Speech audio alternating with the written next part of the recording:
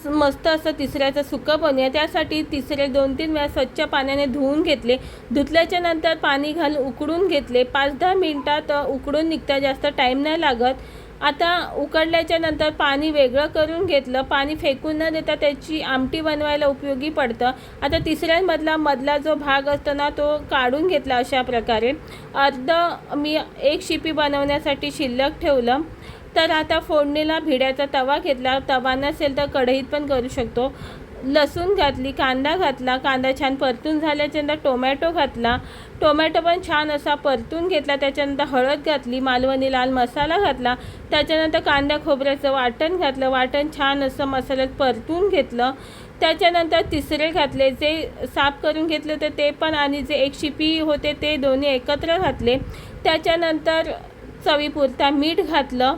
आंबट होण्यासाठी कोकम घातली। त्याच्यानंतर थोडंसं पाणी ॲड केलं। झाकण मारून 5 मिनटं शिजवून घेतलं। 5 मिनटानंतर चेक करूया तर मस्त असे तिसरे शिजले आहेत। आणि ते बघू शकता मस्त असं तिसऱ्याचं सुक्कं बनवून रेडी आहे। व्हिडिओ आवडल्यास लाईक, शेअर आणि सबस्क्राईब करा। Bye bye.